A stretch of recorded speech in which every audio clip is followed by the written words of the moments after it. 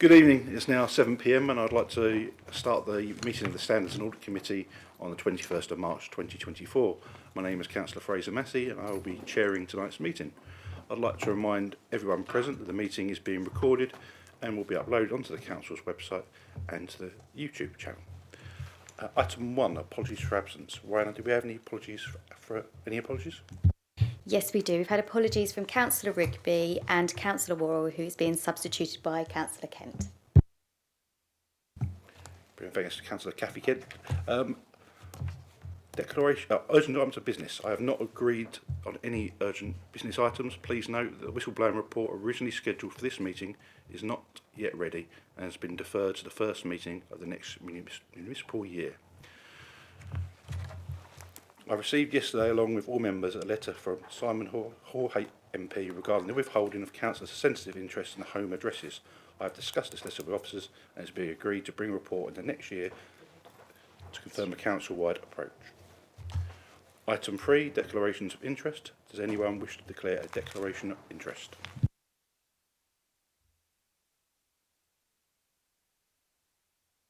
No, there's no declarations of interest. Item 4, management actions from internal audits years 2020 through to 21 reports. Can I ask Colin Ratcliffe to please present this item? Thank you. Thank you. At the meeting of the Standards and Audit Committee on the 29th of February, Internal Audit's progress paper included the following recommendation.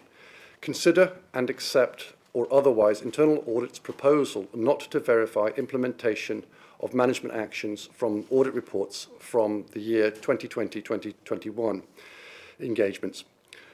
The committee requested, rather than accept that, it considered it and requested that Internal Audit provide a list of high and medium priority rated recommendations from those reports. The committee wanted to review the list and select a set of recommendations for follow-up work by Internal Audit. If I can just remind you that it is within the charter for the Internal Audit to conduct follow-up work. It is just the fact that actually that this obligation had not been met by Internal Audit over a number of years, and there is now a backlog. So we have estimated that on average, the resource requirement to initiate, review and report upon the status of the historic management actions is about half a person day per management action. If the committee wants to follow up all 20 associated management actions, Internal Audit will need, obviously, doing the maths, 10 full-time equivalent days. While this demand can be accommodated within current resources, due to current vacancies, it will impact upon resources of the audit plan that are committed to the audit plan. Team resources are being discussed with the new Chief Financial Officer, and we are considering passing on another 4 audits to Mazars at this moment.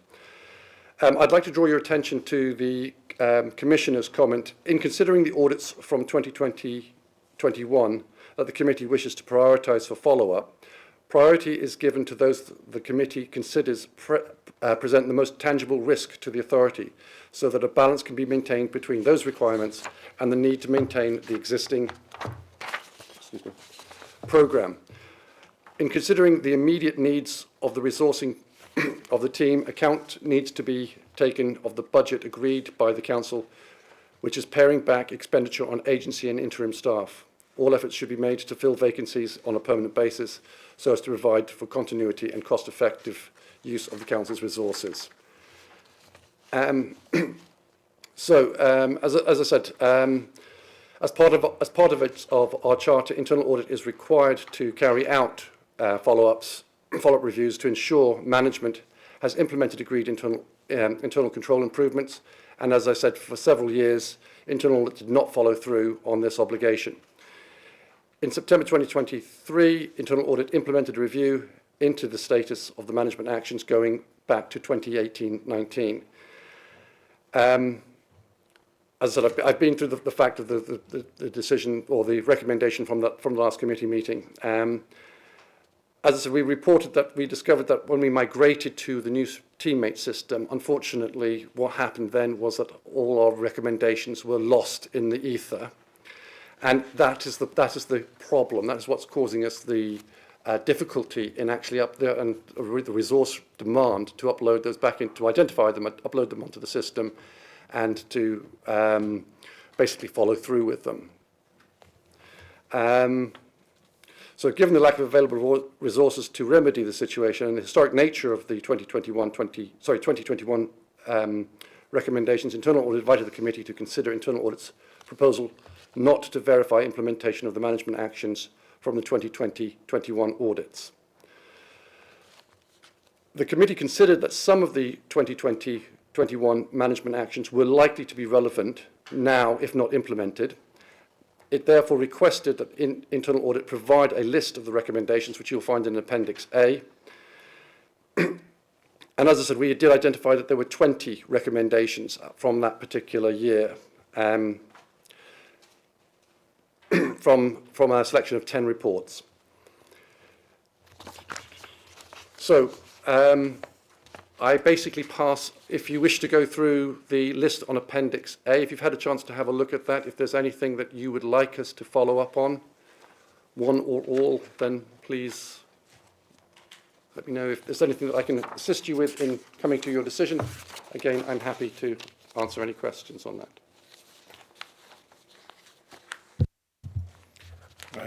Thank you very much, Colin. Yeah, it's obviously, we're looking back a fair few years now, and 4 years effectively, and a lot of these things are quite historical. And I'd look through, and it wasn't looking like anything jumped out off the page at me. But I'll invite members of the committee in comments or questions, and then we can dig down this in a little bit more detail. Councillor Kent.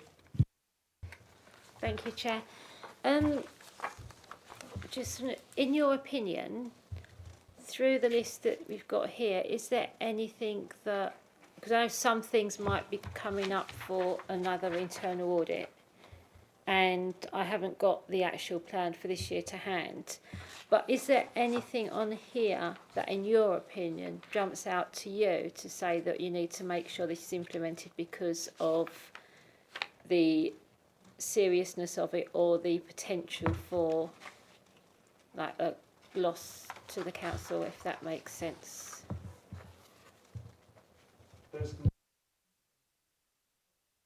My apologies. Given the historic nature of these, and I did actually sort of skim through or scan them myself,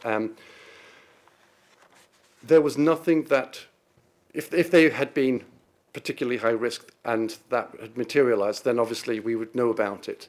A lot of the material, I think, a lot of it is being covered up by current audits or by audits that we're proposing to do in next year. We haven't thought of a whole audit universe yet, and as I said, we can pick up those either going forward in later years. So at the moment, there's nothing here that jumped out at me and said, right, fine, we should be doing a follow-up right now. So there's nothing that I would wish to prioritise.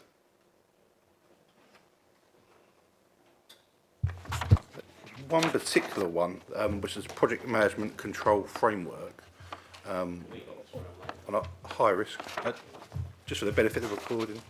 Councillor Collins just joined the meeting. Good evening. Apologies for being late. Accepted.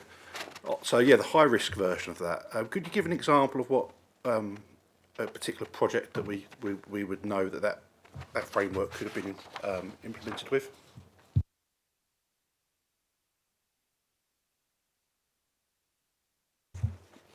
Can you just give me a bit of time just to read it through? Thank you.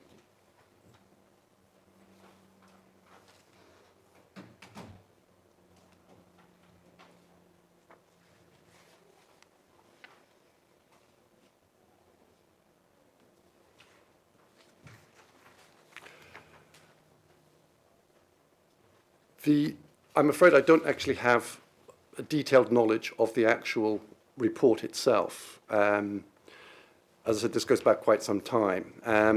Obviously, the BVI report picked up quite a number of criticisms of the way that project management, particularly on the larger scale projects, had been formed by the council. And I think to a large extent that what is written here is superseded by what is in the recommendations within the BVI report. Daniel, would you like to come in there?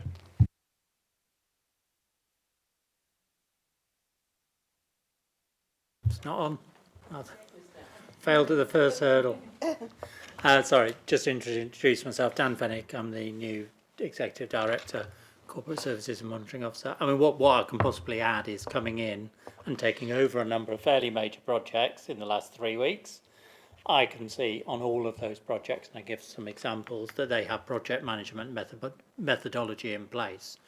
Examples of that being the new contact management strategy, which is around the move to automated contact with all residents and a single and consistent approach to that, and the procurement that sits behind that. Also the CRM system that will sit behind that contact for customer relationship management, which again involves a multi-million-pound procurement, but also something that will change the ways in which the council uses customer information, communicates and understands about customers, and also potentially all the data protection and other issues relating to that. And another one at a very strategic level, the project management around the Thames Freeport, which I've taken over, which is obviously can't really get much bigger in the council than that, and equally significant amount of risk. So whilst it is anecdotal, what I can see when I've come in here is probably what was intended through this recommendation. And I have to say, just taking that out, looking through the list as a whole, I think there is possibly a shortcut here, which is looking at SLT and going through that and say, is this in place? And taking that as the level of assurance, because they ought to be relatively straightforward things and potentially save Colin and his team a little bit of time. Can I just add, whilst I was focusing very much on that particular recommendation, I can also add that there are 2 projects in this year's audit plan which we are currently proceeding with. One is the review of the lessons learned from the A13 project and how those lessons have been applied to other projects across the council. So we are, whilst we're not necessarily embarking upon anything of that particular size and nature at the moment, and may not do so for quite some time, there was a lessons learned exercise, and we are looking into that.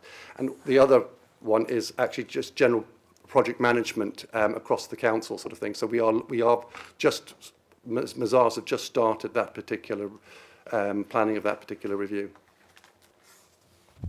Thank you, Colin. You took my next words out of my mouth, really. I was going to ask about the A13, and there's 3 other projects. So also the Freeport's going forward; they're ongoing. The building of this actual town hall, I thought maybe ever mentioned because it wasn't as good as it could have been in the process, to put it quite mildly. And also Stanford Hope Interchange Railway Station, which is another ongoing one that hasn't been resolved. So though we've got the A13, the widening's happened, and yes, we need to learn the lessons from that. We've also got these other projects that are still been dragging on for a number of years and impacting residents. And if there's any lessons that we can learn as a committee in regards to standard audit to help those progress, then I think that might be useful. So open it up to the committee to see if there's any other. Councillor Raper. Thank you for the report, Colin. Dan, going back to what you've just said, for both of you, how easy would it be to ask people just to say yes or no to these if we divided them up into departments and said, I think what was suggested was that whoever these apply to could probably very easily say, yes, we've already implemented something there, or that's still ongoing. Would that be doable easily? Thank you. I mean, very, very off the top of my head, I think the first one should be under me, which is the car user allowance. So corporate service, I can ask my team about that. Complaints management, me again. Disclosure and barring service, me again. And these are hopefully all, have we done this, is something in place, because they're all fairly operational. Fostering children's services, speak to Sheila Murphy. Make sure we've got all that in place. HMOs should be in housing. Leaseholder charges there or in the corporate landlord service. Nil recourse to public funds, presumably in adult services, and some of that does just look like where are we with the policy. So I can sort of, with a fair wind, hopefully take it to an SLT meeting and say, can we provide insurance to this committee? What's in place? And don't worry, I did this in Liverpool Council and I had 47 of my own outstanding audit recommendations, some of which went back a decade. Some of them may be redundant, and report that back to the committee if that's okay. Thank you, because I think we're all very aware that work pressure and time pressure are immense for the audit team. So I wouldn't want to be proposing something that's too additional, but that it might actually benefit us in the long term. Because there's a lot of things in the past we really couldn't get to the bottom of. So hopefully this might help. Thank you. Councillor Kent, and then afterwards we're to Councillor Collins. So I just want to pick up on a point. Obviously, the council is under a lot of scrutiny from commissioners and government at the moment with regards to what's happened. If we decide to go down the route that has just been suggested by Councillor Rapier, that we the heads look at the recommendations that align with their service to see if that has been put in place, would that be looked upon favourably or unfavourably because we've not done a follow-up audit with the commissioners and that sort of... In terms of the follow-up, obviously what you've got in front of you is the recommendation that we made in the report. There is, in the actual report, also a management action associated with that, which states what the service was intending to do. And so we would, in terms of the ones that Dan himself has sort of put his hand up, the monitoring officers put his hand up for, we would then follow up with those. And to the relevant head of service or assistant director, and ask them, what have you done to delivering on your agreed management action? And it would be evidencing that. That's the undertaking that we have given under the Charter to do, and which we have not fulfilled for a number of years. In terms of how meeting the public sector in internal audit standards, we would obviously want to lay those out correctly in our system. And as I said, it is putting them onto the system in a systematic way that it is, and the supporting evidence that we would want to do. So yes, we can go and approach people, and they would say, yes, we've done that, we've followed that up, and what we would want to say is, all right, fine, then give us the assurance that you have done that, and that is a little bit where the time is required. I'm not trying to sort of make work for myself. If anything, I would like to reduce it, but there is a sort of, I wouldn't want to come in here and say, yes, of course, everybody's told us that this is the case, when we haven't actually necessarily seen it in black and white and said, right, fine, you said you were going to do X, but you haven't quite done that. We can't see that you've done that. What have you done instead? Have you achieved the same outcome that you were hoping to achieve under the original management action? And obviously, because of the historic nature and the change in personnel, there's a little bit of time in just going through the motions with that. So there is a, as I say, we would just estimate it roughly around about sort of half a day just to follow each one up and on an evidence-based trail. Sorry, I really can't sort of offer you anything less than that. Otherwise, you're just going to have to take my word on it, and I wouldn't want you to do that. Councillor Collins? Oh, sorry, Daniel. Just as a suggested way forward, obviously the Director of Finance can't be here. She's on holiday. Maybe an action would be for me to speak to the Chief Finance Officer to agree a way forward which combines the best effective use of audit time with the level of assurance, evidence-based assurance that this committee needs, taking up the point from Councillor Kent. And obviously we have the ability to talk to the commissioners about whether they are satisfied with that level of assurance. How does that sound to you, Councillor Kent? Sorry, Chair. Yes, no, I was just concerned with that obviously this is what the internal audit things not being followed up in the past has obviously could have potentially contributed to where we are now. And I know people will be looking at our audit and making sure that we've got, we follow things up and we've got the right procedures in place.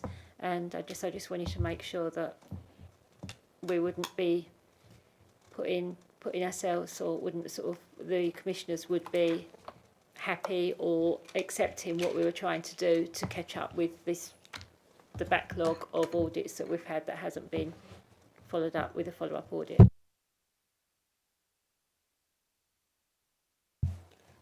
Thank you. Councillor Collins? Just a few, Chair, if you don't mind. Right, okay, just a bit about my background. I actually carried out a project for a multi-billion pound company, and saved with the deadlines that if we didn't reach that deadline, the company would have had to pay a multi-million pound fine. I managed to make sure that it didn't happen. I've also done auditing, internal auditing, and I'm just like to know, have we got systems in place now and enough people in place in order to do a proper audit?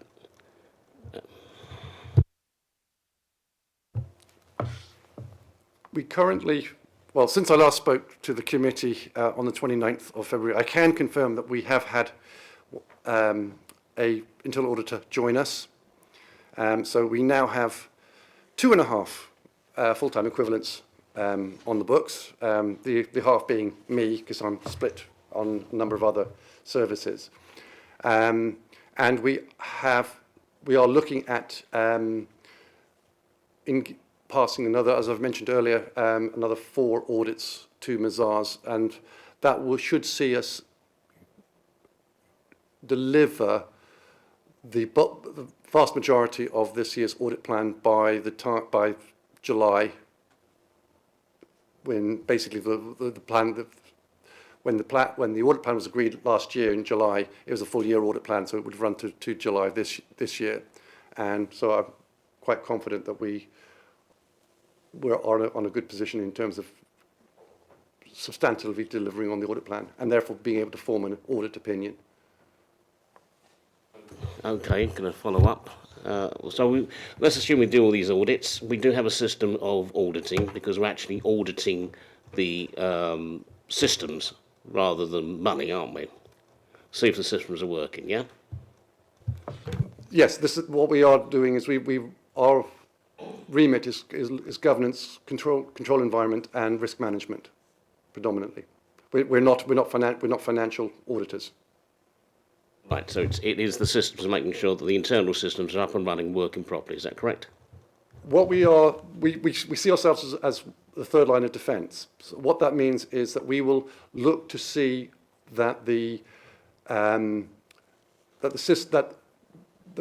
management responsible for the system has done enough to ensure that the system is both adequate and effective in what it's supposed to be doing.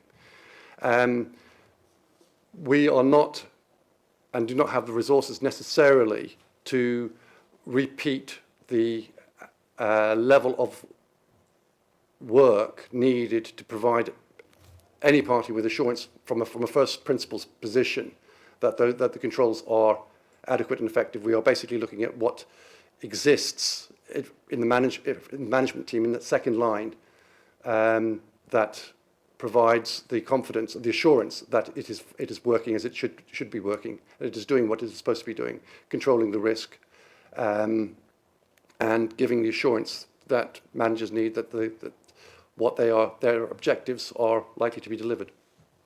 Yeah, in my particular role, I had to evidence everything I did, and then we had to file it away so that if anyone had a query in a year or more's time, we could go back to that particular case and bring it out and show the evidence and the evidence trail. Is that what we're doing here, please? Yes, it is. Okay, then. Can I just draw your attention to page 9 of the Appendix A, which is the third box down, disclosure and barring service DBS checks. It says the council should not keep disclosure information for more than 6 months after its receipt, which should then be confidentially destroyed. The only information that the council should retain in a secure manner is, and we're left hanging. Could you tell me if this would include the audits? My apologies, that is an error on my part. I hadn't spotted the fact that there was an omission in that, and I will get back to the committee with the... I won't be here. I'm stepping down. So I would hope it will come to whoever succeeds the committee. Well, I can email it to circulate it tomorrow. I'm happy to provide... My apologies, that is that is my... Not to worry, don't worry. Well, no, I'm very disappointed with myself, I'm afraid. That is something that shouldn't have happened, and I do apologise profusely to the committee. Unfortunately, there's more. Okay, fostering. You see, care should, this is the last, in this one, the last one, 2021 to 8. Care should be taken to ensure records are kept up to date. Surely that has got to be a standard audit requirement anyway. So that suggests to me that it hasn't been happening before. Can you confirm or deny that, please? Sorry, which one are you referring to? Page 9. Page 9, okay, sorry. Right at the bottom, fostering. Care should be taken to ensure records are kept up to date.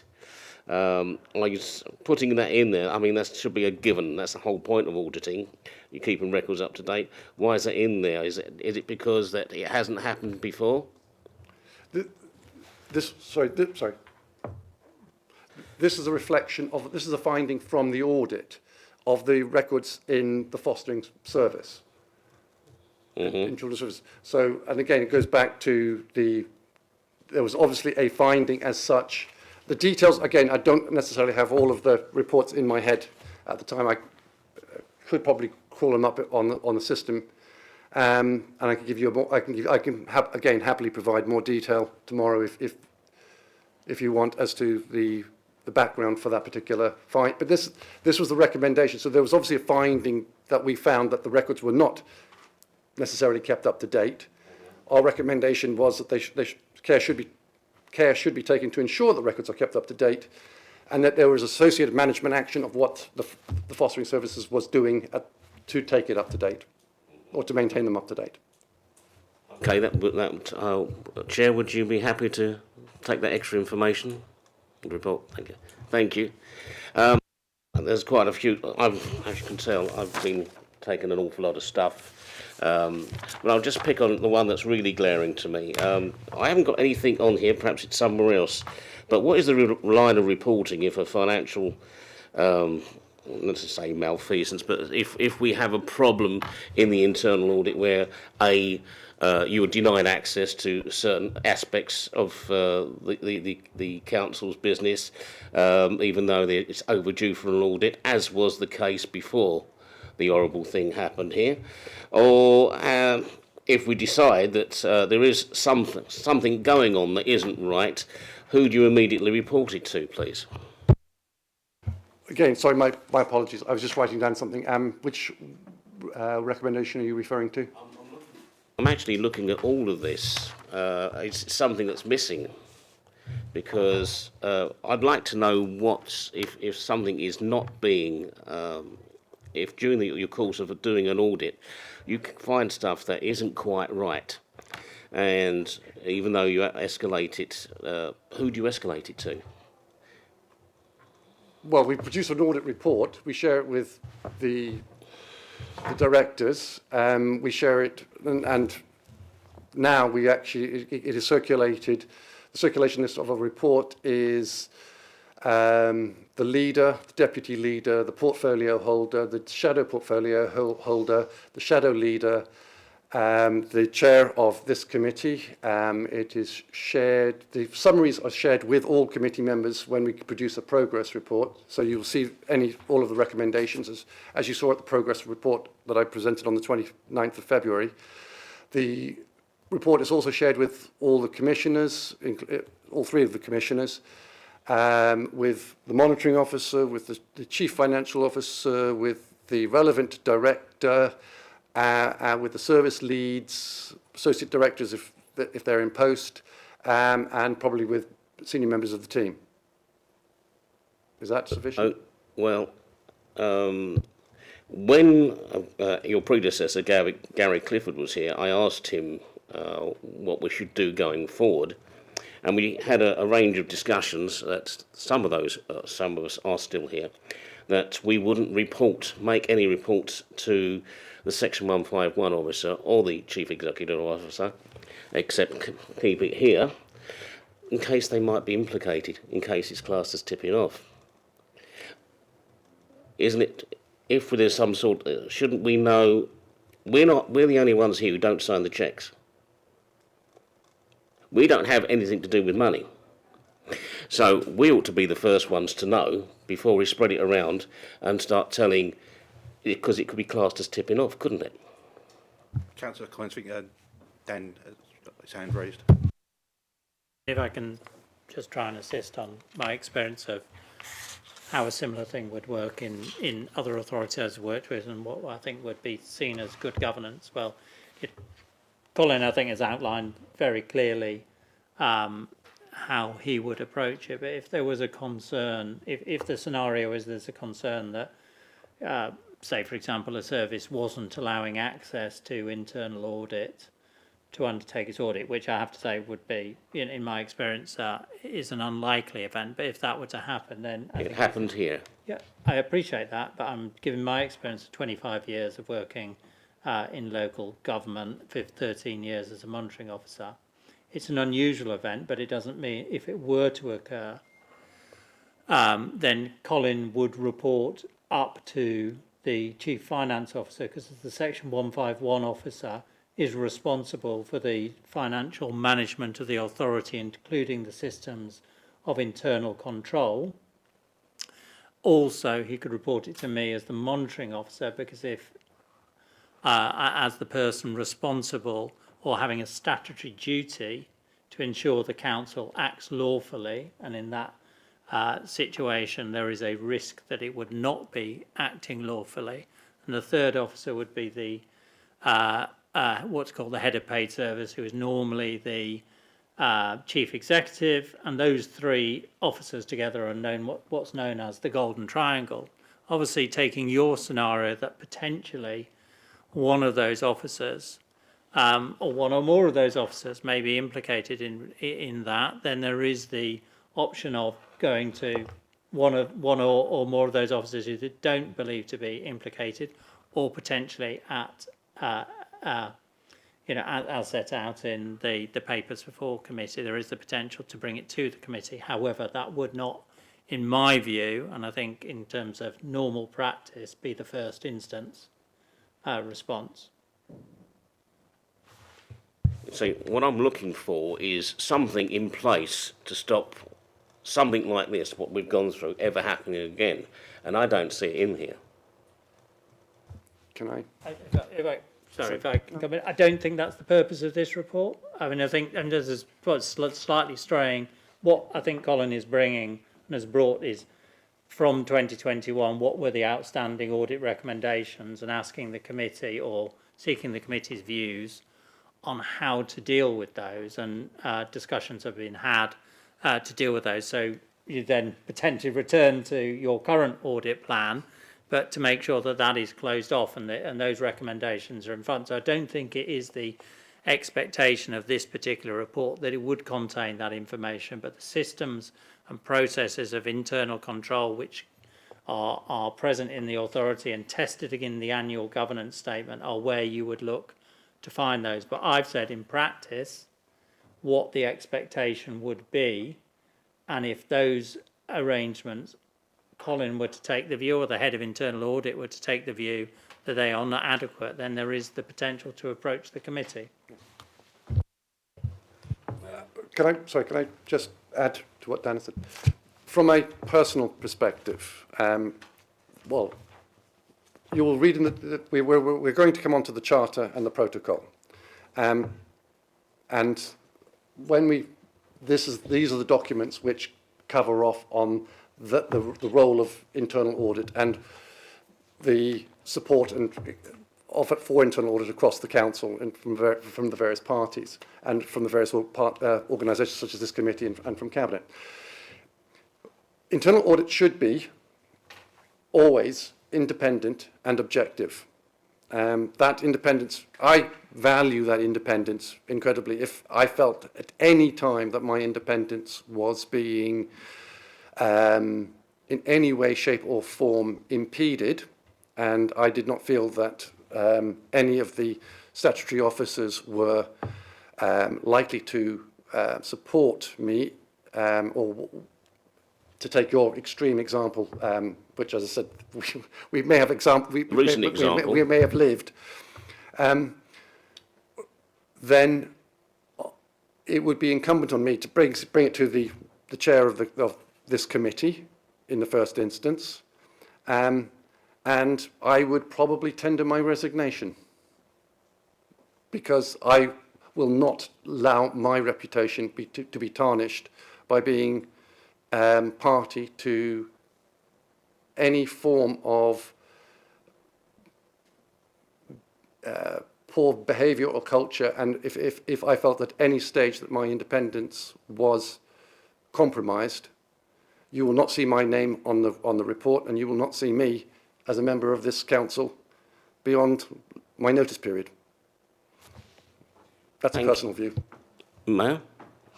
Okay, thank you very much. But say you move on and somebody else comes in and doesn't have quite your set of standards, what system will we have in place to make sure that we don't have another repeat of what's happened here before?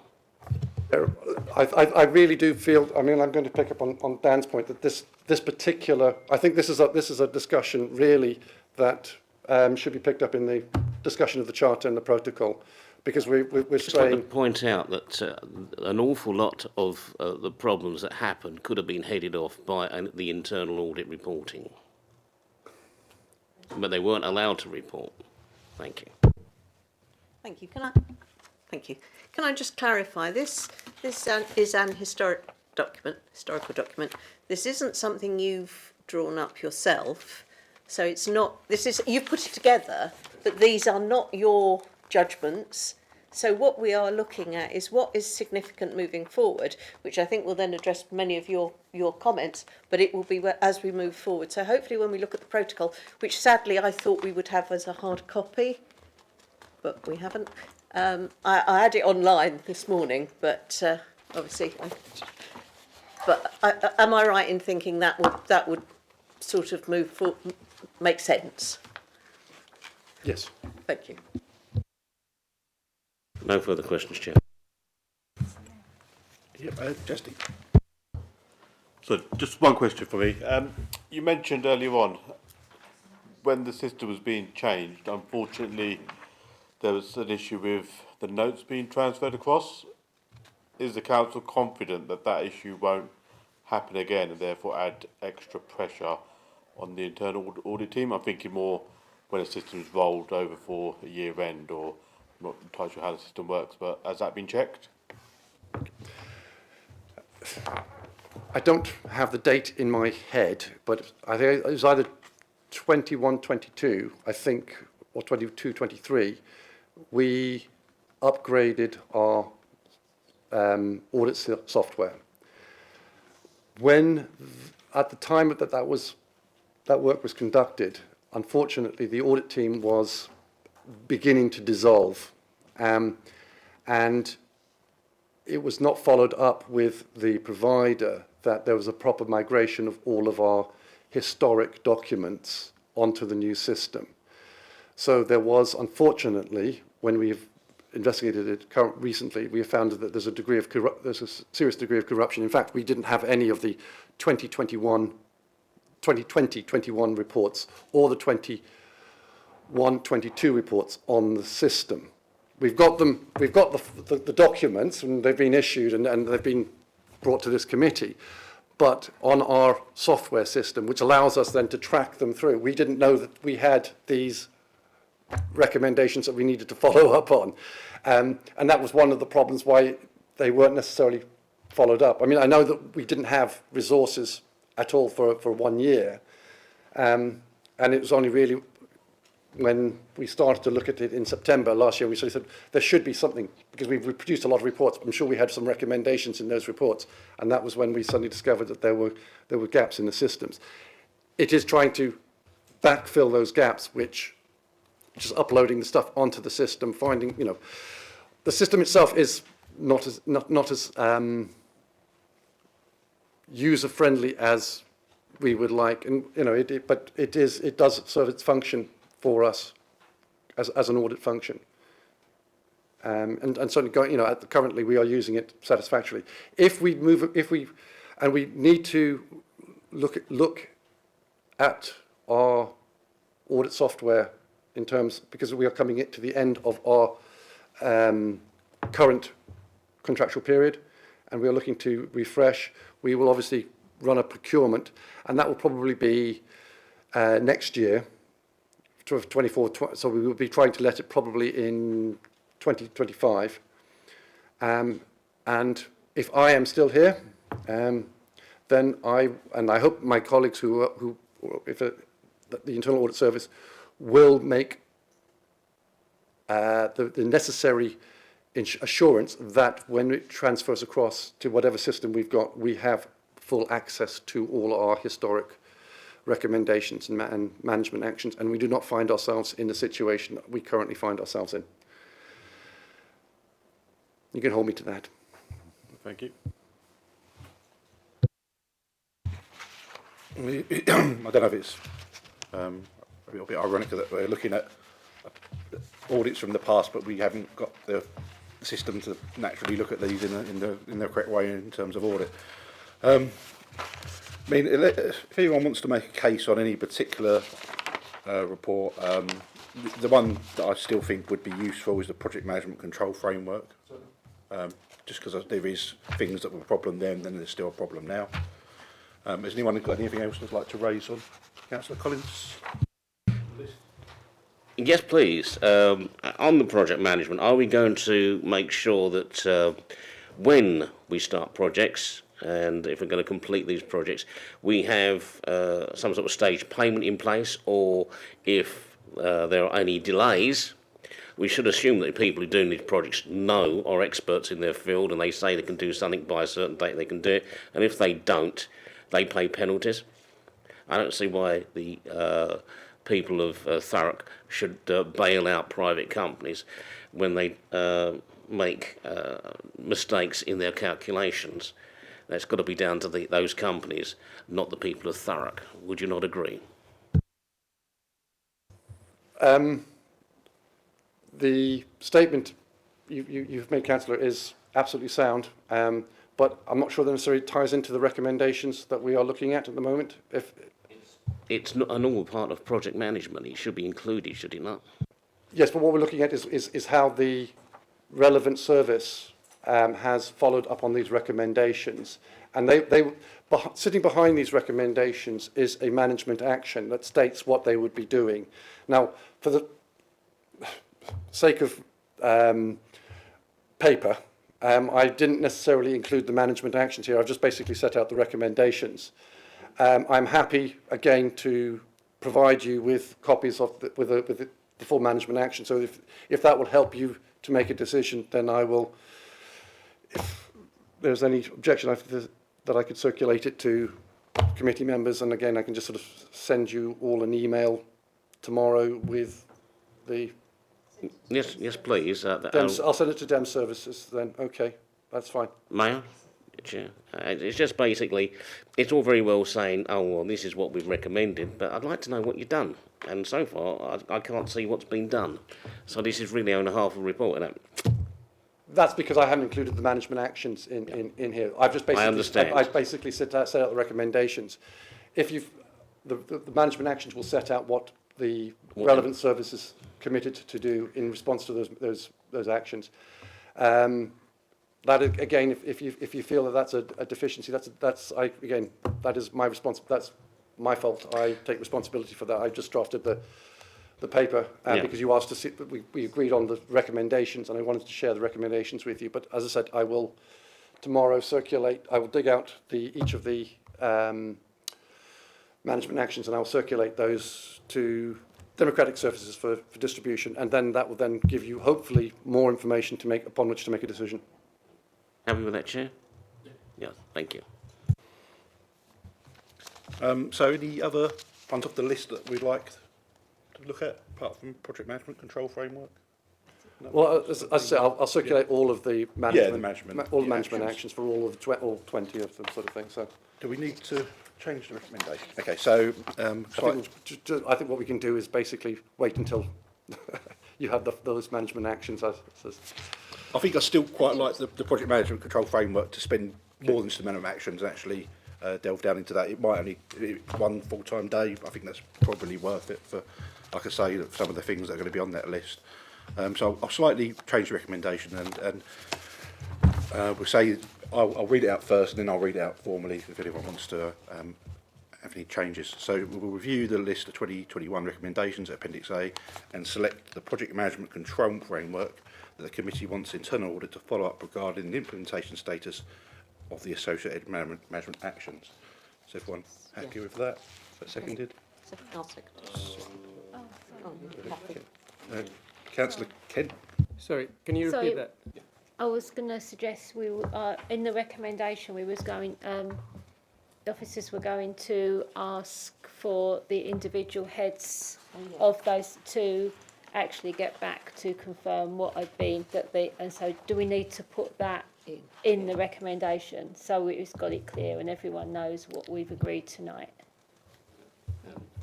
I think that's fair. Councillor Collins, before I have another go at the suggestion. Yeah, well, we reviewed the list, but it's not a complete report, is it? So I don't feel comfortable even accepting it in its present form. We're waiting. We're going to wait for actions to be done, sent to us, and all sorts of other things. I wouldn't be happy putting my name to this. I'd rather send it back, and if we have to come back and have another meeting, then so be it. We will. We want a complete report, please. Completely entitled to your own opinion on it, Councillor Collins, because we'll take it to a vote and see which way the committee goes.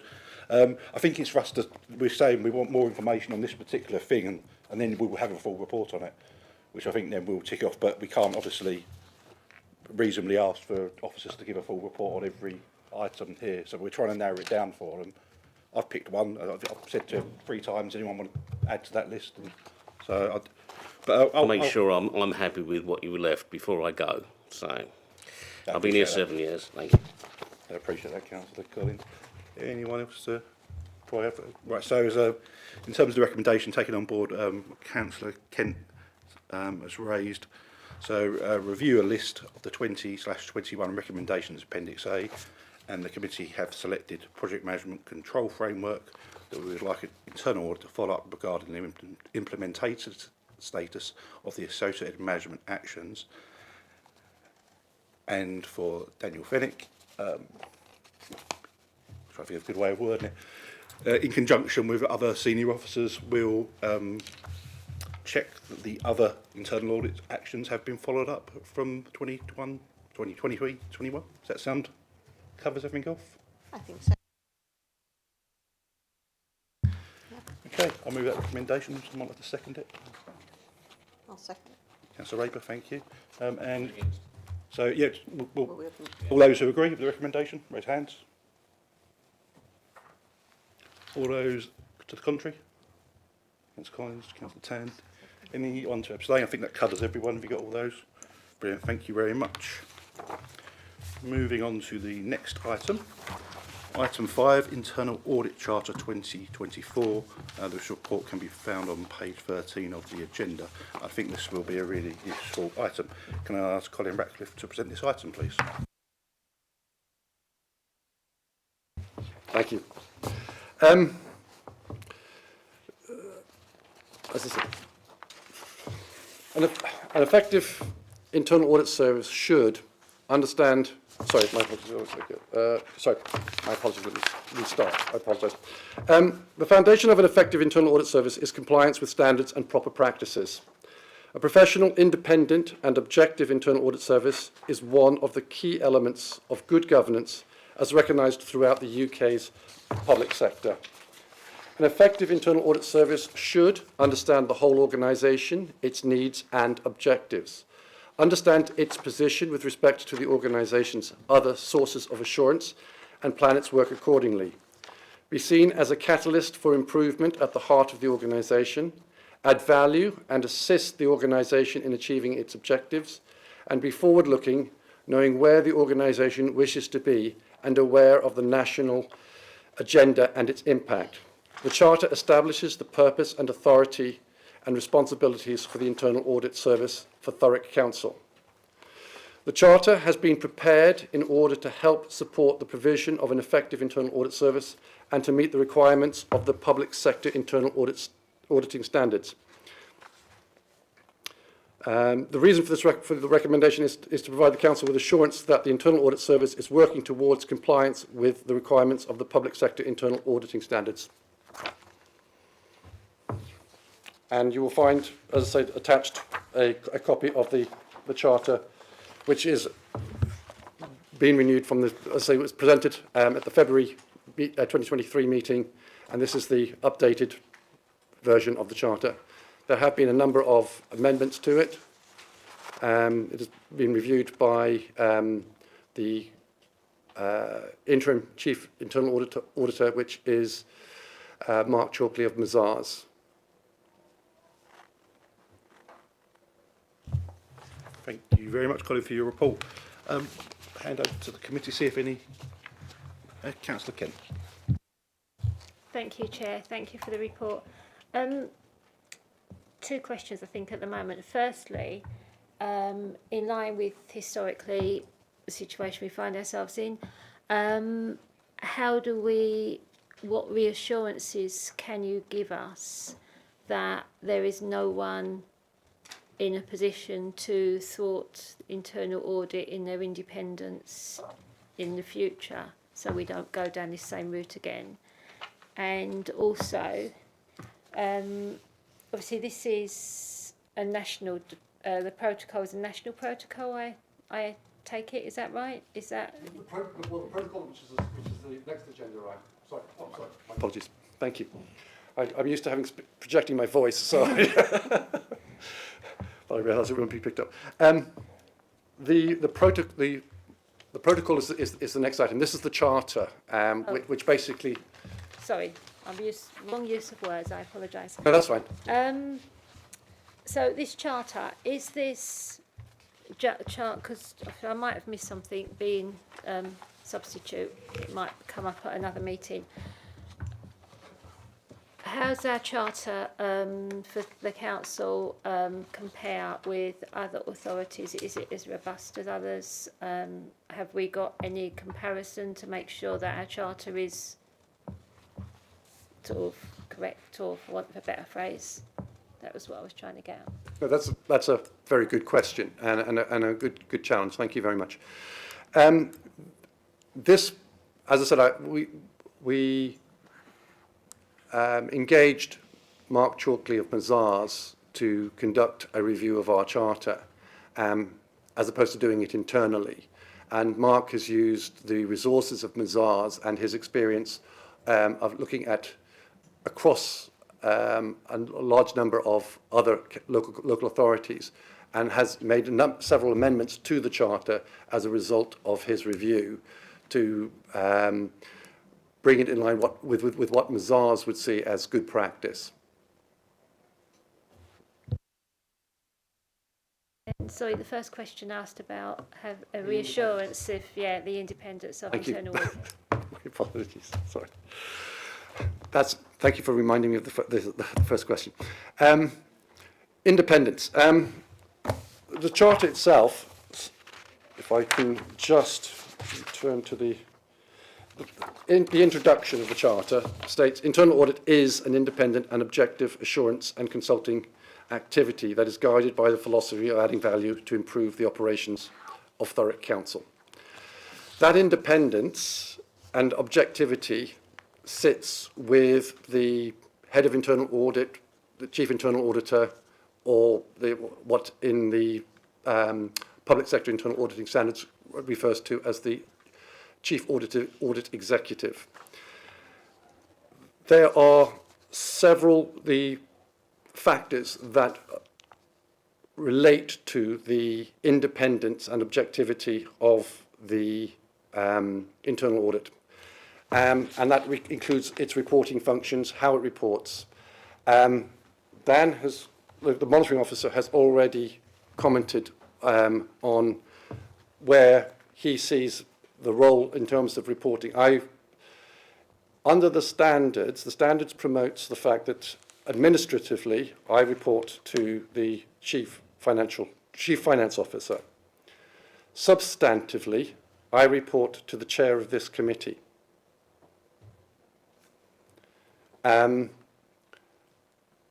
The question, obviously, there could be, and there was, I think, as Councillor Collins has already referred to, and under the previous item, issues associated with preventing internal audit from investigating particular matters in the past, things that would have been important to have exposed and may have headed off some of the difficulties that we currently find ourselves in. I'm not saying that it would necessarily have done so, but the fact is that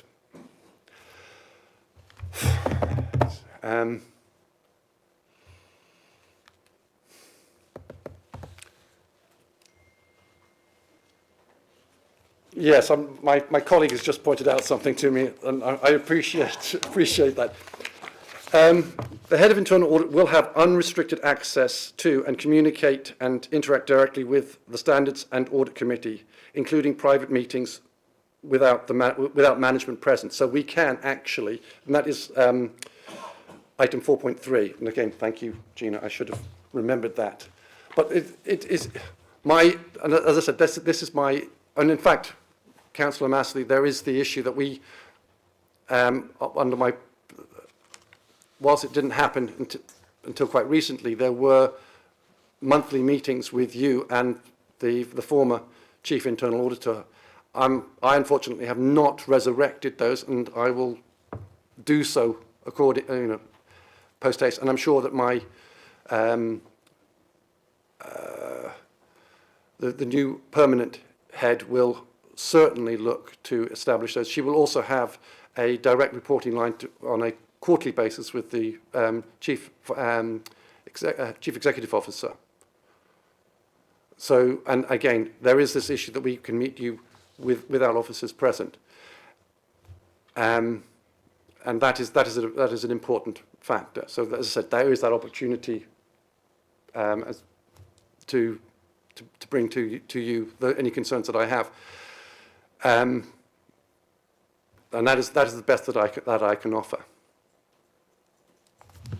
Thank you, Chair.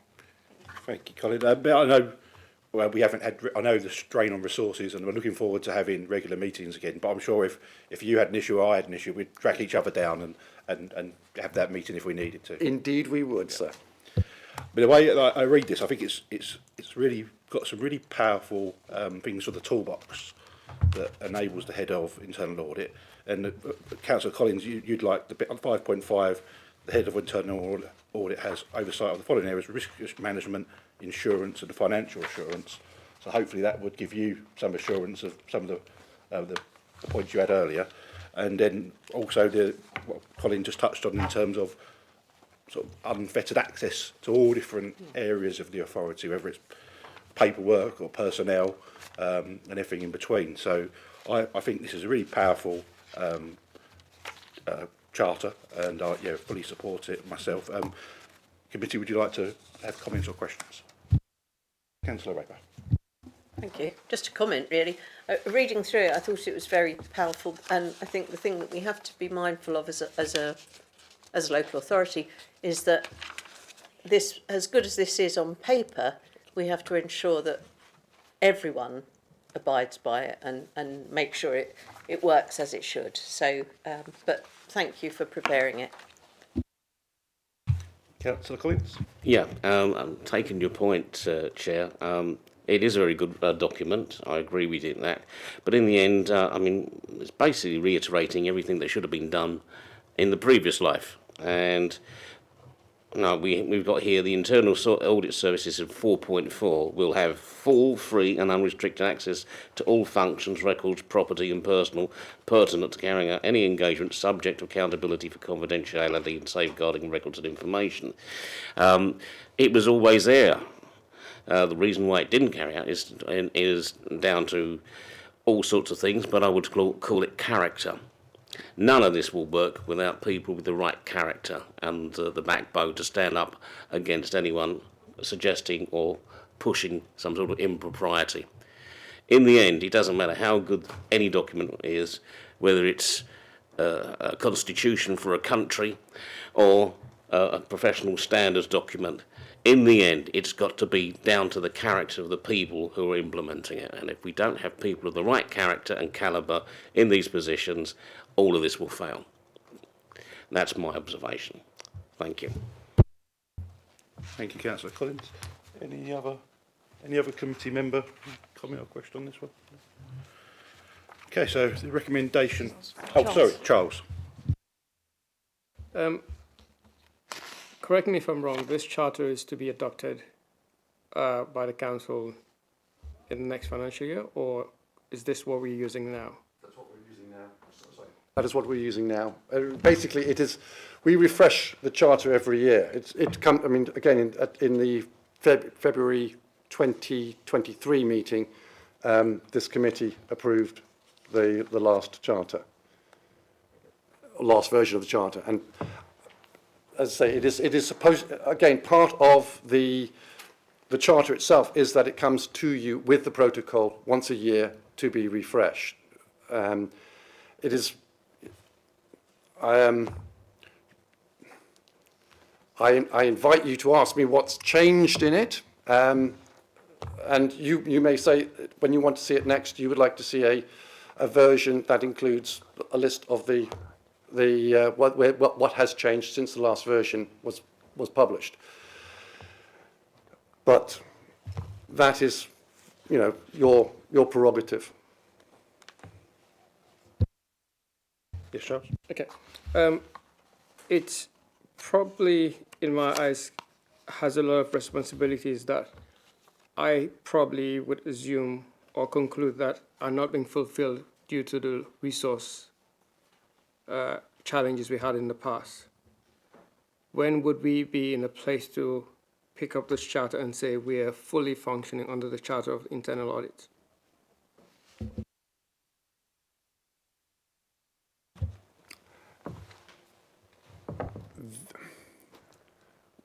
I believe that at the October meeting of this committee, the former Chief Internal Auditor presented to the committee the results of a self-assessment against the public sector internal audit standards, and that there were areas where the service was non-compliant with the standards.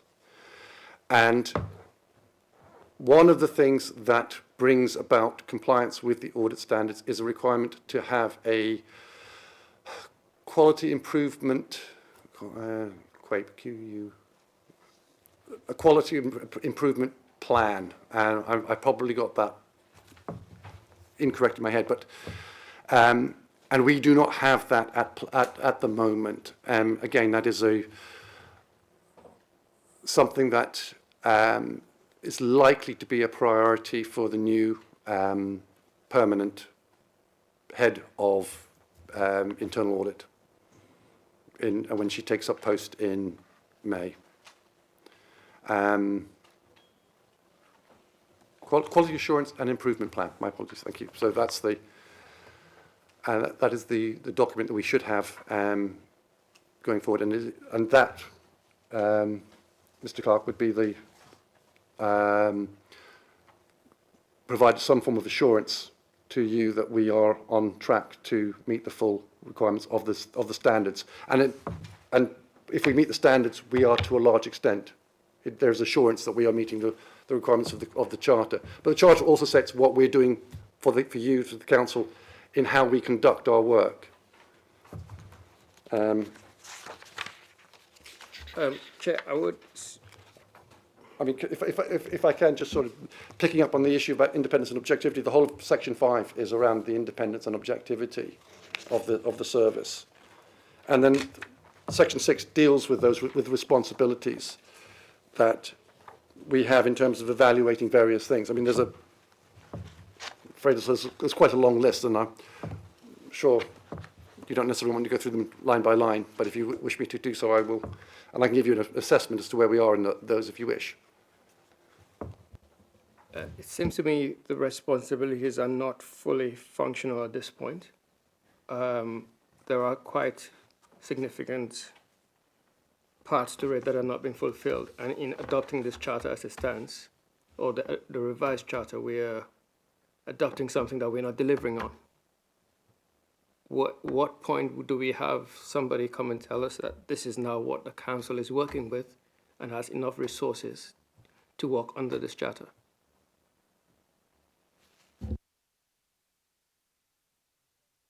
that a question to me, or? It's probably an observation to the chair and a question to you, either way.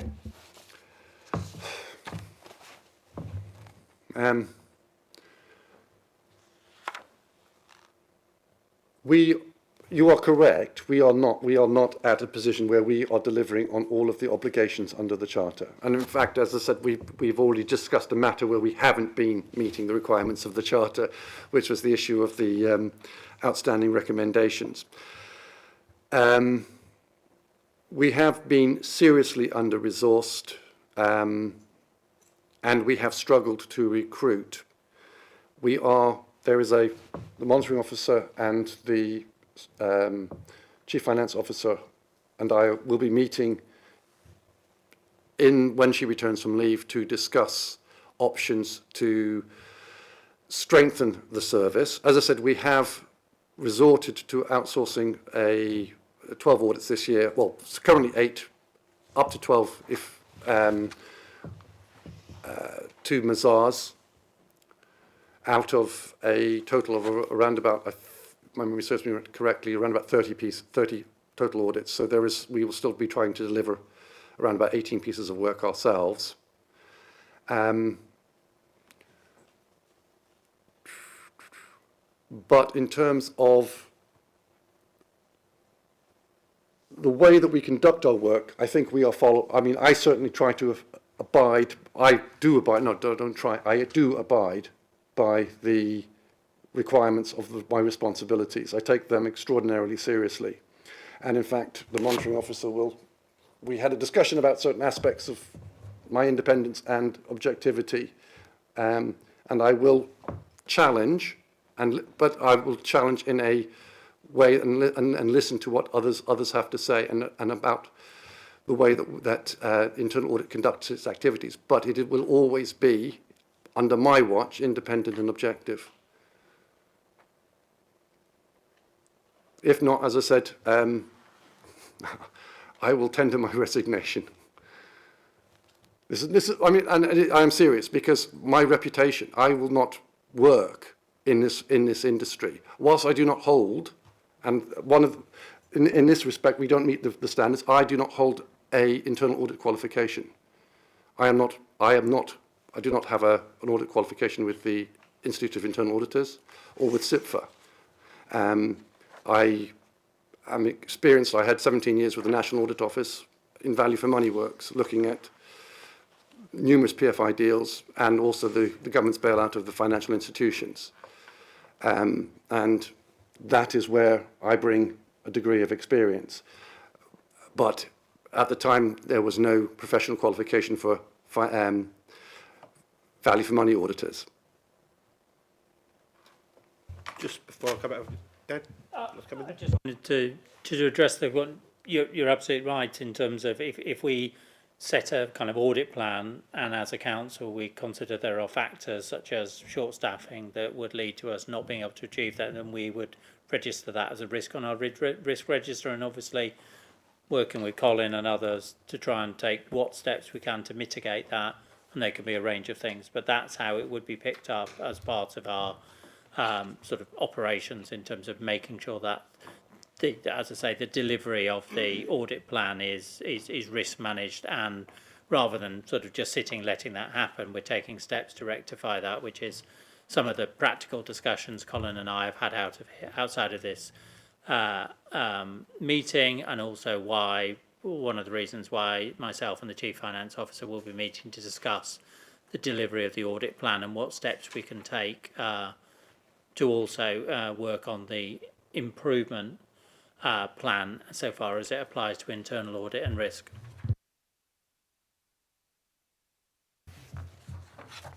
Charles, do you have another question? Yeah, probably what could resolve my query is the recommendation, and as it stands now, the recommendation to to sign the charter on behalf of the committee as it stands. Doing that in the current environment means that we're signing on to something that we're not able to deliver.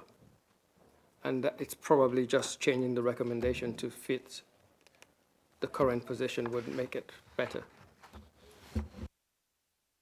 Yeah, I'd take on board that point. I think that it's a point in time, but there's also things under 6.1 responsibilities, the last one on the list, is at the request of the stand of this committee, we can bring up any operations, and it's whether in that wording as such, whether if we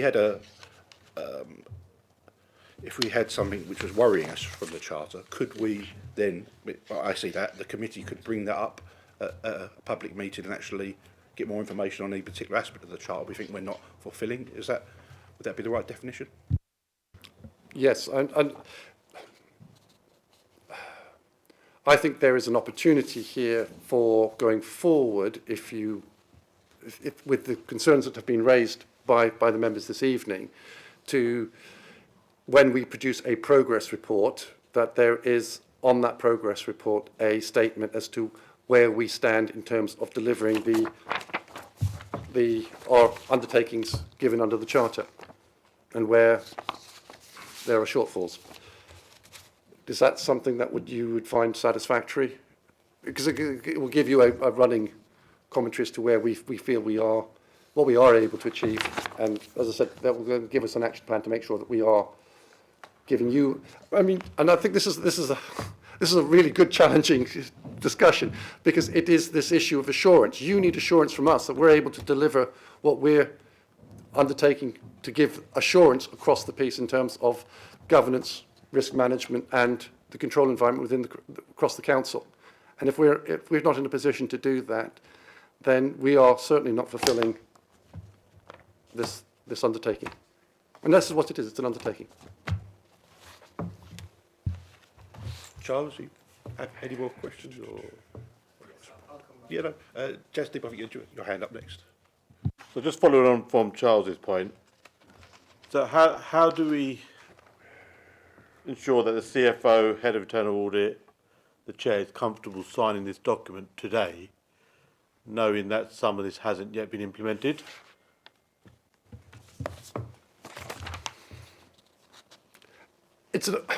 Sorry, my apologies.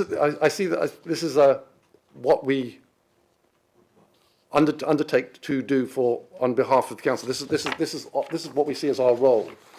If we are not fulfilling that role, then we need to report it to you. And as I said, the best way that we can do that is when we produce a progress report about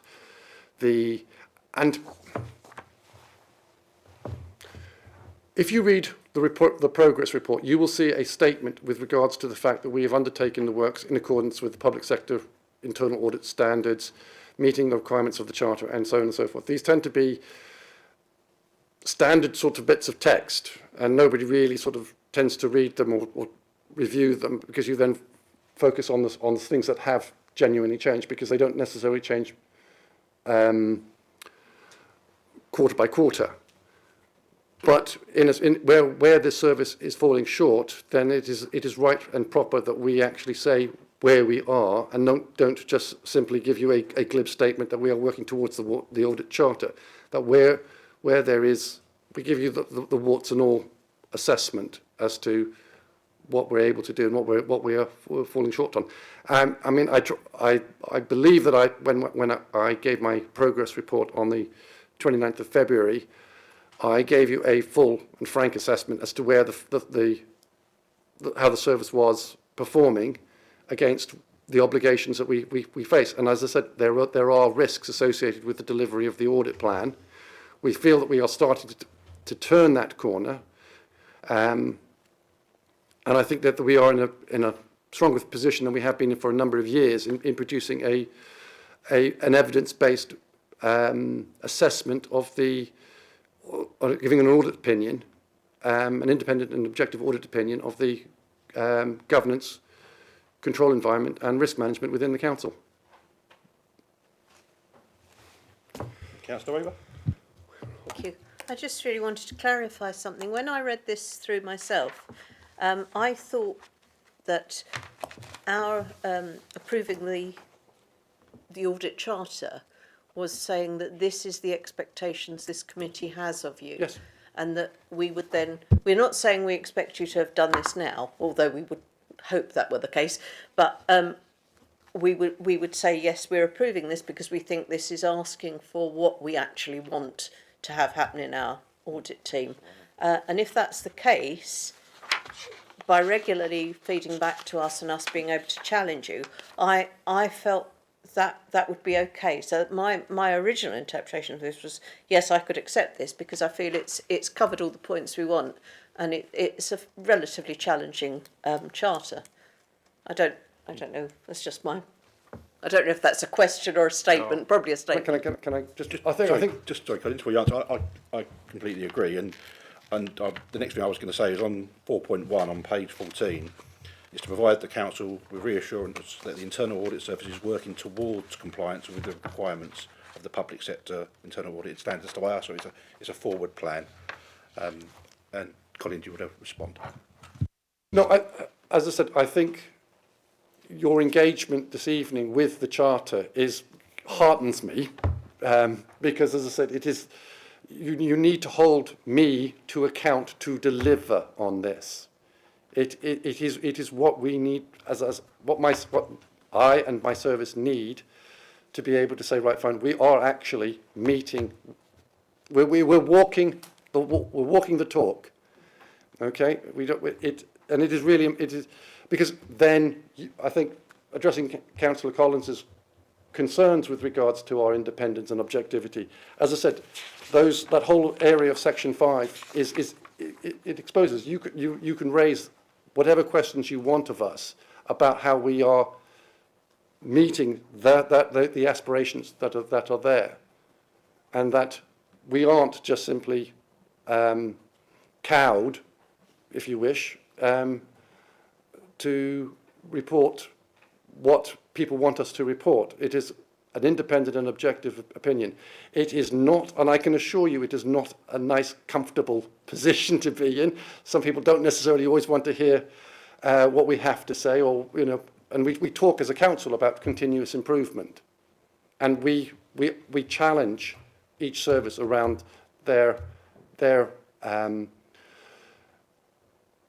objectives with regards to that area of continuous improvement. And as we go forward in the situation that we currently find ourselves, it is absolutely paramount that we see that improvement, because it's only with the productivity improvements and the service improvements that we are going to see ourselves the other side of where we currently find ourselves. And that is where I see my service. Yes, Charles. One of my points of query, or where the point of query rose from, was the responsibilities. Taking, for example, 6.2, the first paragraph. Develop a flexible, risk-based 3-year internal audit strategy and detailed audit plan. The plan will be submitted to the Audit and Standard Committee for review and approval each year at its March meeting prior to work commencing to deliver the plan. I'm not sure this has been achieved so far or worked on so far, and it's just making me think, in as much as the charter has been revised and it's a good charter to use going forward, we need to be able to say, okay, this and this and this on the charter is not being fulfilled currently. When are we going to be at this position to fulfill this role in the internal audit function? And it is not a reflection on your independence or your objectivity. It's just a case of the charter as it stands in as much as it's very well written and very good, it is not fulfilling its role. Dan? I mean, I think there's two different things. So I think Councillor Raper has said this is the framework against which you judge the internal audit in the way that you've just described. But that's the fact that, which I think is accepted, we're not necessarily meeting all of these standards now is not a reason not to accept and have that framework against which you challenge. And also it provides that, because it's based on charters elsewhere and thinking elsewhere, it also provides you with consistency with what other authorities have. And so I think that is what's been put before you, and there are absolutely the work of the committee through the year and working with the officers is to make that honest appraisal. And I mentioned earlier the annual governance statement. That is a document in which we are publicly saying where are we on governance, including internal audit, and that and where there are concerns, you articulate those within that statement. And so there is a whole system here for that, and also to challenge the chief finance officer who's responsible for internal audit, say when are these improvements going to be made. Some of them are very, I mean, I have to say that the issues, just as a sort of final point, the issues Colin is facing in terms of recruitment is a nationwide problem, so it's not Thurrock in isolation, although we have our very special challenges here. put it that way, if that assists in terms of what you're being asked tonight. Thank you, Dan. Charles, is any further comment or question? Any other members of the committee you have? Councillor Collins? Yeah, just out of interest, if we aren't reaching the responsibilities listed in 6.1, what sanctions are there against A, the people in this committee, B, the people in internal audit, and C, the council itself, please?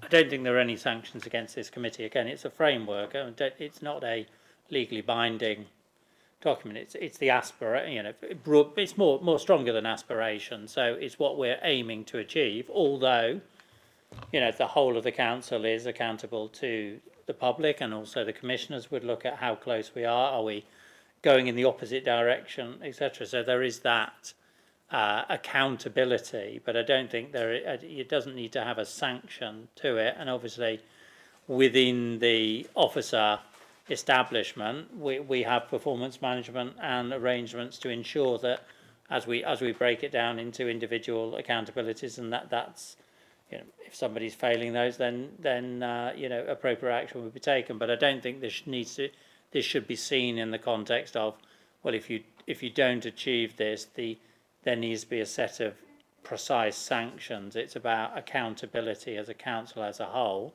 but obviously very specifically for Thurrock, as some other councils, you are under intervention, and so the commissioners would be looking, and there are very specific targets around audit and the control environment that they are looking for us to achieve, and this is one of the benchmarks against which they would assess us. Just to reinforce that, Councillor, I mean, all the time I am chair of an audit committee. In fact, I'm quite happy for any member of this committee to bring up any part of this going forward and to say we want this discussed, and if we haven't got time for a verbal update or a written report, we can be put up as an item urgent business. So just to put that out there, to make sure we try and help the committee's reassurance that we do want to get all of these, every one of these, actually working in this authority. And Colin. Is it worth your while retaining a copy of the charter that where I or my where Frankie Smith, who will be the new head of internal audit, presents, that this document is available to all of you at the meeting, and also alongside with the protocol, so you have got both of them. So if there is an issue, because the progress report will document references to the charter. It should be a document that you refer to, that you hold us to account to. It is what is expected. It's charter. It's what we're setting ourselves out to achieve on behalf of, for the council, for the and I think, you know, if you use it in that way, you'll be a leader in many respects, because it becomes your sort of means by which, as I said, you can say, right, hold on a second, how are you demonstrating that you are meeting the requirements? So there are things in here, in the responsibilities under Section 6. You know, we have a responsibility to develop a flexible, risk-based 3-year internal audit strategy and detailed audit plan. Well, as I said, you have seen a detailed audit plan for the year, but we don't, at the moment, we don't produce a 3-year audit plan. We are looking at, because basically that's a projection forward. The world is moving so fast that what we're producing in terms of looking forward 3 years, what we can do is say, right, fine, this is the sort of the audit universe that we have, and these are the sorts of things that we think should be considered, but the priorities are going to shift and change. And therefore, that's why we moved to, certainly last year, to a 6-month plan. And maybe, you know, there is we have what in agile terminology is called a backlog. And we have a backlog of a set of audits, which we discussed, we raised them with you, and will be raised with you at the June 6th. I look at Rhiannon and the 6th of June committee meeting, yes. Yeah, I think I'd like to, it's not an official recommendation, but the next time this committee meets, whatever members are on the committee, should definitely have a hard copy of both the charter and protocol. I think that'd be really useful going forward. I think Councillor Vaughan was probably going to say the same. I was going to say exactly the same thing, because we don't actually know who will be on the committee in the next corporate year, but I think your suggestion is a really sound one. Thank you. Councillor Collins. Yeah, thank you, Chair. February, I read a local government association report saying that 1 in 5 councils will be facing special measures in England. That's rather a lot.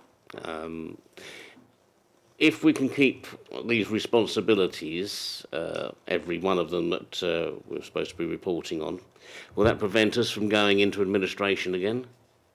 And if these other councillors had had the same charter and had kept to them, would that have prevented them going into administration? Dan? I think it's a kind of how long is a piece of string, to be perfectly honest, but I don't think the only issues that councils are facing relate to the quality of their internal audit. You know, I think it's basically finances and a lot of well-run councils. I think it's, you know, very broadly accepted. Some well-run councils are facing the same issues and potentially approaching, well, there's 2 things, aren't there? There's issuing a Section 114 notice about their ability to, you know, in broad terms, balance the books. And then there's the second issue about whether that would result in intervention on a best value basis. So it is obviously not you know, the fact that there are other reasons isn't a reason not to do this. It's a standard.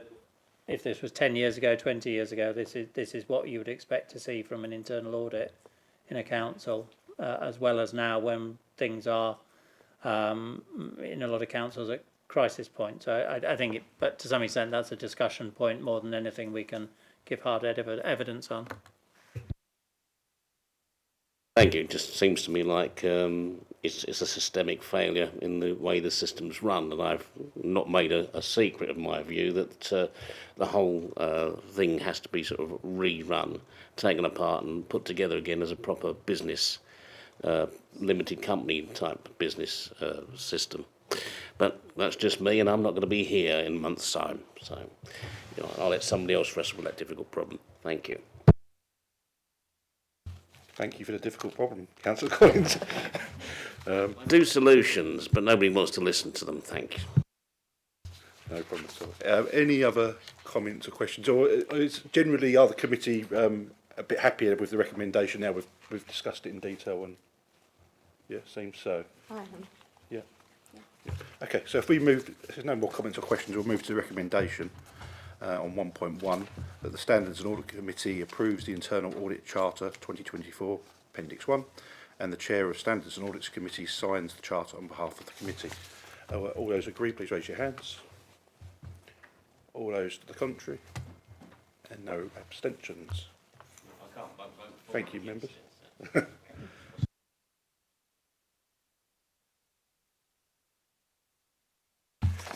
Thank you, members. We'll move on to the next item, item 6. Similar vein, the Internal Audit Protocol. This report is not included in the main agenda pack as was provided as a separate report as it arrived after the publication of the agenda, but it is available on the Council's website.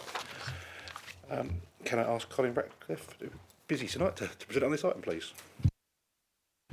Thank you. Firstly, allow me to apologise to all of you personally that you did not receive a copy of this report of the protocol in time for it to be included in the published documents, and that sits with me. Again, just sort of quickly run through sort of the Independent Committee of Standards in Public Life is an advisory non-departmental. Sorry, I'm reading the wrong thing. My apologies. Sorry, excuse me. I was reading your document. Internal Audit Service carries out the work to satisfy its legislative requirement, and part of this is reporting the outcome of its works to the Standards and Audit Committee. The Standards and Audit Committee has a responsibility for reviewing the Council's corporate governance arrangements, including internal control, and formally approving the annual governance statement. The audit work carried out by the Internal Audit Service is a key source of assurance to the Standards and Audit Committee about the operation of the internal control environment. The Internal Audit Protocol will help to provide the Standards and Audit Committee with a level of assurance around the internal audit reporting process. The protocol will enhance the reporting process and assist in providing a more effective internal audit service, which will meet the requirements of the public sector internal auditing standards. So the reasons for the recommendation are to provide the Standards and Audit Committee with assurance that the Internal Audit Service and Council staff are aware of their roles and responsibilities around the timely reporting of and response to internal audit recommendations.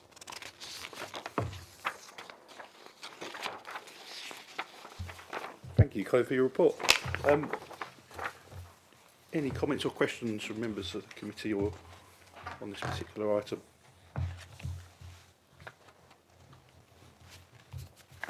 No, none at all.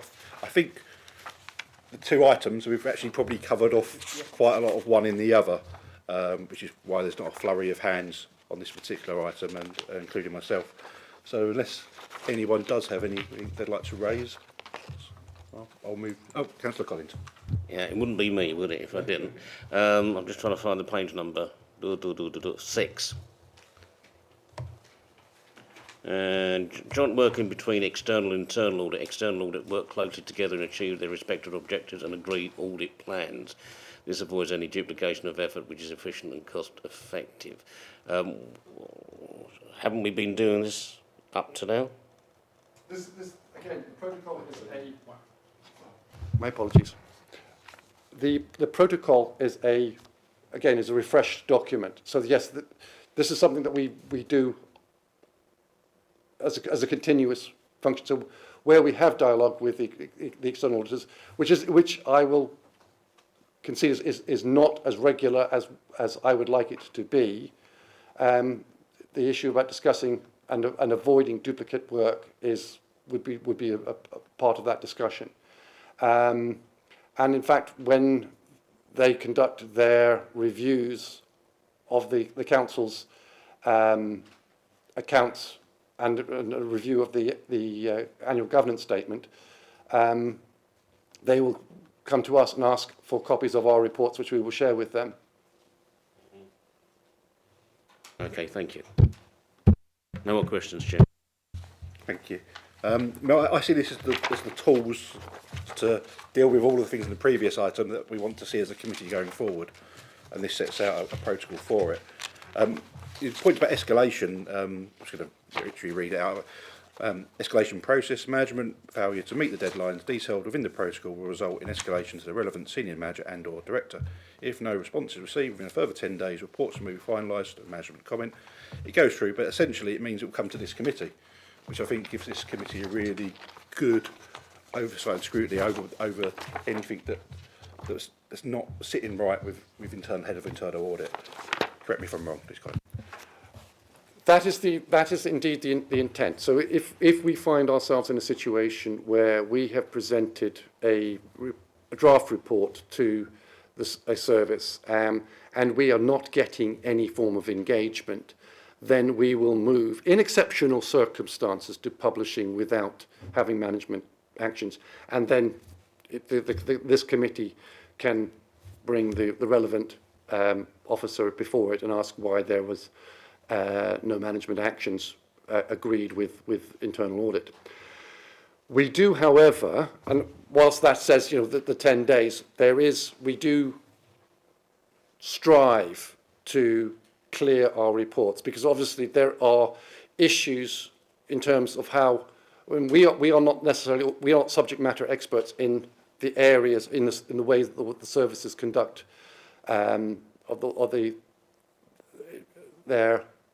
work. Where we bring our expertise is in the issues around governance, issues around, as I said, the control environment, and issues around risk management. And again, going back to what I said earlier, in terms of we don't have the resources, if there are X thousand records, to then just do a 25 sample and say from that 25 sample, oh yes, everything's fine and dandy, because if I came to you and said that, then I would happily be laughed out of court, because I could say, yes, the systems, I can see that they have gone through the control process, but I could not give you assurance from a very small sample of a large population that actually everything is assured. And because basically I wouldn't necessarily see the iceberg in front of me, necessarily. That wouldn't necessarily reveal it. So my thing is to look at what the services themselves have in terms of assuring themselves that what they are producing, their own records, their own data, is as accurate as it can be, and that they have, where that assurance falls short, that is what we would highlight. That is where we would make a recommendation for an improvement. There will be circumstances where, on small populations, where we can do a full sample, and we are ideally we would move to data analytics, where all of the total population is fully available, and we could basically cut and slice it in any which way, and we can see on a daily basis as to where things are and how things are moving. We're not always in that position, and it is something that we look towards recommending more of as we see more and more data. But quality of data is important in terms of delivering that. But as I said, coming back down to that particular point in terms of escalation, we try to clear the report with the service manager, and we will extend that if, again, my resources being what they are, I've had to just push that back a little bit. So I do, as I said, and you will notice when, again, at the meeting on the 29th of February, when I stated that there were a number of reports. There's the divestment report and there is the Freeport report. Both of those are still outstanding. The divestment report has been in draft since September, if my memory serves me correctly. And the Freeport one has been around since December. Now, it's not the fact that we're trying to hide anything, or it's just the fact that actually getting various parties to engage with them has proven a little bit more difficult than really I would want warranted. But we are in dialogue, and we are advancing it, and they will be published, hopefully in the next month or so, sort of thing. But there's a whole backlog of stuff that we are taking through. Thank you, Colin. A question that sprung to mind. Is there any particular part of this protocol which really enables and helps you to do better audits for this authority?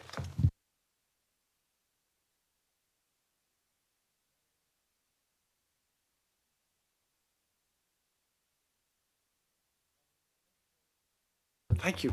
sorry you have to keep on reminding me of that. And I wouldn't say senior moment, but that probably. I think it is the role of this committee. It is having this engagement tonight. I think my experience of putting the charter and the protocol to committees, do you accept this? Yes. Move on. Move to the next item. It would have been a 5-minute, not even 5-minute review. So it is pleasing that you are challenging me, holding me to account, and expecting me to live by what I am putting before you. But I think and therefore it is that what this committee does to hold me to account in the delivery of the charter and in terms of supporting the Internal Audit Service. Thank you. Thank you. Well, I think it's once bitten, twice shy, is a borrowed expression, but sometimes we do. Yeah, we are going to dig down into this. I think it's important, and to do it next year as well, and the year after, and as and when we need to dive into parts of the either protocol or charter. I think it's relevant this committee does so. I think if you have it available to you, and it is a document that you refer to when I or the next head of internal audit comes before you, and it's something that you're familiar with, or the next committee the members of the next committee are familiar with. And again, this is an opportunity. I mean, in terms of your training, and the training for the next committee is to say, right, fine, let's call internal audit and get them to walk us through the charter and the protocol. And so there's an opportunity. Thank you. Yeah, I think we need to seize that with both hands, the opportunity, and take it forward. Any other comments or questions on this item? I'll move to the recommendation. 1.1 that the Standards and Audit Committee standards agree that the Internal Audit Protocol provides the Council and Integral Audit Services with a process for improving the timeliness of reporting arrangements and sets out formal escalation process for non-compliance. Are all members in agreement with that recommendation? Agreed. Any against? Okay. Thank you, members. Thank you, Colin.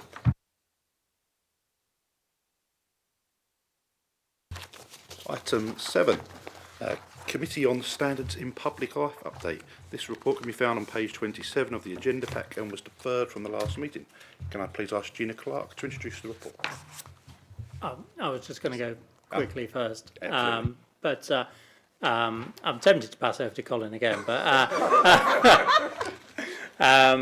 no, this is part of kind of the awareness and education rather than actually asking for any decision. So the report has been refers to the report prepared by the Committee on Standards in Public Life, who are the people who came up with the Nolan principles around various issues of ethical governance, and one of the matters that may be of specific interest to members is around the growing issue of abuse and intimidation of councillors and what we can do about that. And certainly, having previously been in Liverpool, we did a significant amount of work around that. As far as we can, it is a very difficult issue to manage, but certainly liaising with external agencies, including the police, etc., as well as looking at the risk management around particularly sharing of addresses, etc. But really this is open to the community and subject to anything else Gina wishes to add, just for discussion. And are there any lines of inquiry or issues that you wish us to take from this going forward? But you can see certainly around some of the questions they asked, they're very similar things that we've been discussing around internal audit, but from a ethical perspective. So I don't know if Gina wants to add anything else. Thank you. I would just like to remind the committee that you did receive a previous report earlier to exclude names of addresses on the register of interest. So we've already taken that step forward. So it's really about if there are any other additional matters that you think that further action could be taken in relation to protecting councillors, I would say.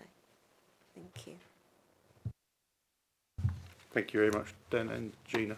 To open up to members to have any comments or questions, or is this one quite self-explanatory? Councillor Collins? Yes, please, Chair.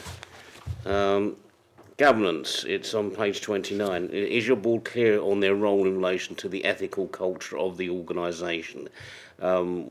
Which set of ethical standards are we adhering to on this, please? So for local authorities, I mean, and there's a little bit of terminology conflict there, but I mean, if we're talking about our executive, so the leader and cabinet, but also councillors, but also our senior management team, the code of conduct that is in place for councillors is underpinned by the Nolan Principles, Standards in Public Life, and our code has to reflect those standards in terms of the specific standards such as treating people with respect, etc. That would be applied to that. So that would be the answer for that. And again, in the Officer Code of Conduct, they're reflected as well. Does the common law in this country have any input onto the ethics as well, please? Yeah, I mean, so far as there are certain common law offences with relation to misconduct in public office, for example, that would be relevant. But I think the nature of the Nolan Principles is such that they kind of, without being specific, address all of those issues. So, for example, selflessness is one of the issues. So, in other words, if you were to contrast that with the offence of misconduct in public office, it's the reason for taking up public office is to work for the public good, whereas the offence of misconduct in public office is about using your office to your own personal advantage or to the advantage of others. So there's an example. But yes, I mean, in broad sense, the common law, of course, applies to the activities of members and officers in public office. Thank you. I don't know who wants to take this one, Dan or Gina, or both maybe. I mean, some of the statistics and percentages are like 68% of councillors said that abuse and intimidation had influenced the position with the stand again. And we seem to be hearing a lot about this in national politics as well at the moment. I mean, I've experienced threats of violence, because I am a councillor and while I've been a councillor, and it does make you think. I mean, is there any plans coming down the line perhaps to make the punishments for these crimes a bit more severe and maybe make people think twice before they take action against elected officials?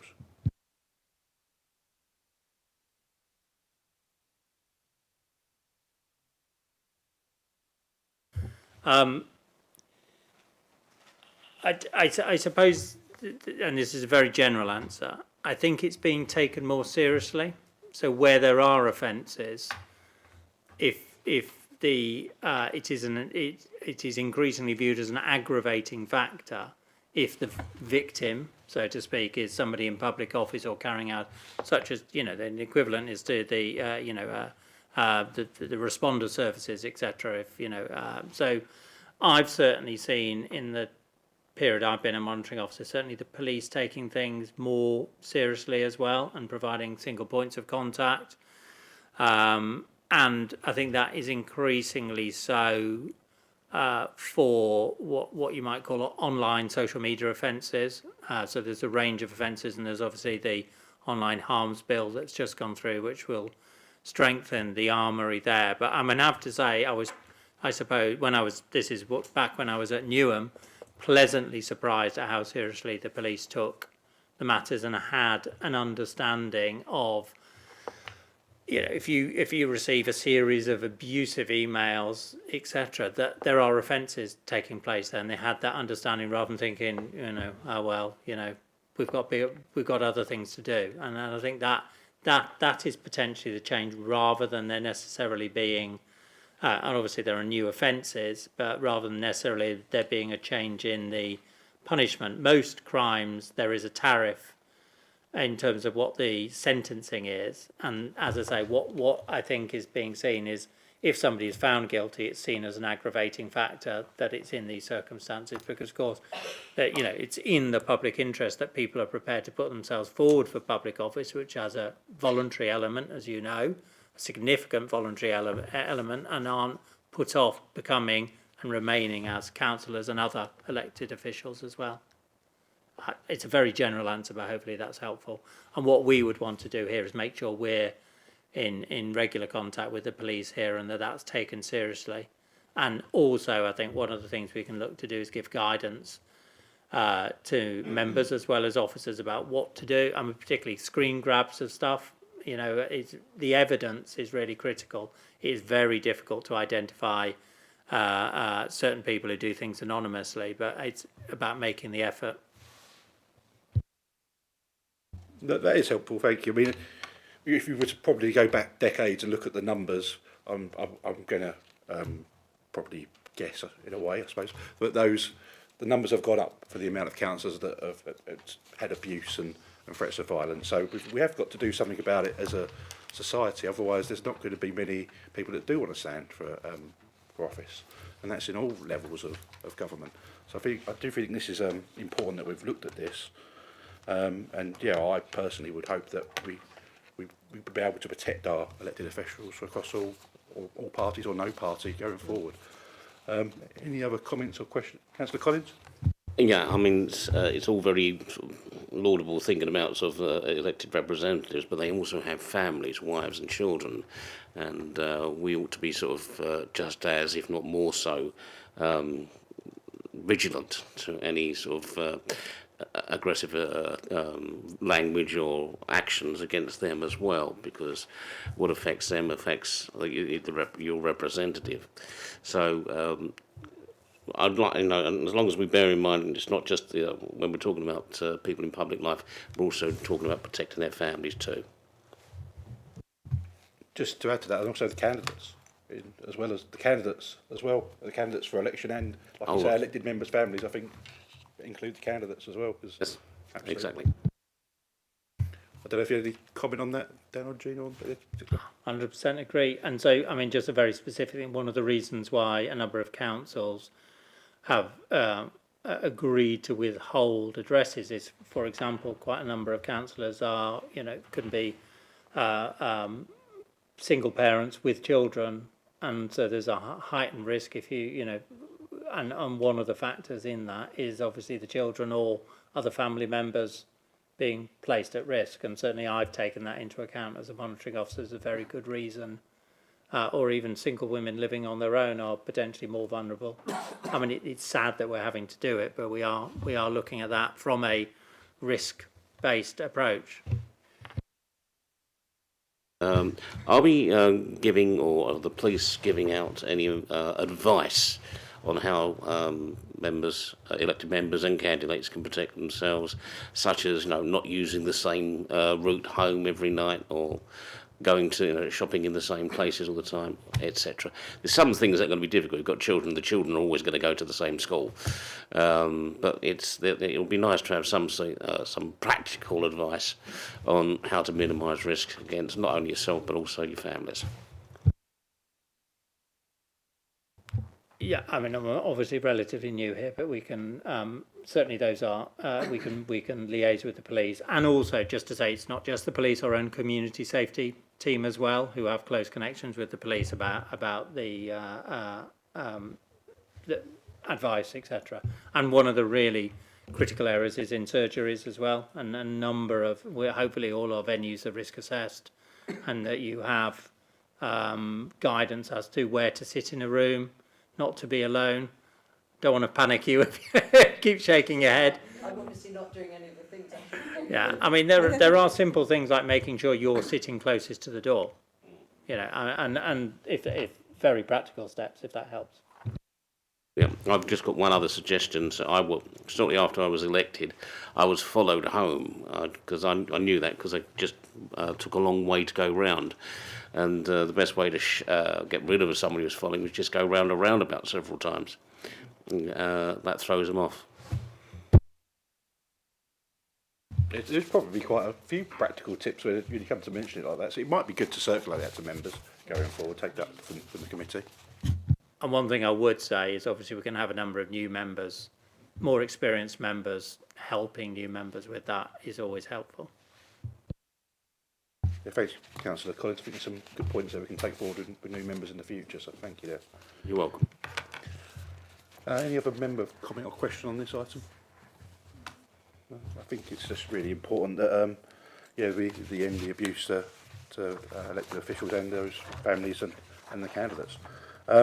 So I'm going to read 1.1 and 1.2, and then if the committee are happy, we'll vote on block for those two recommendations. Yep.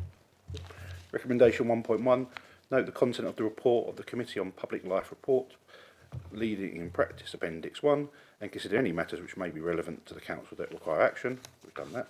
1.2, note the research that has been undertaken by the Local Government Association on abuse and intimidation of councillors, and consider any matters that may require further to action.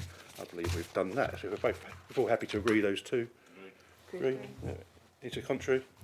Brilliant. Thank you. As an agreement, thank you very much, members. Just that brings us on to the close of the meeting, and this is the last meeting of this municipal year, and therefore I'd like to take the opportunity to thank the committee members. Thank you very much, committee members. Our co-opted members. Thank you very much, gentlemen. And the officers for all your help and contributions throughout this year, and thank you, Colin, this evening for taking on so many reports, and Daniel, welcome to Thurrock. And that concludes the business of the meeting, and I now declare the business meeting closed at 20:56, and all of those are returning after the next election. Look forward to seeing you again soon. Thank you.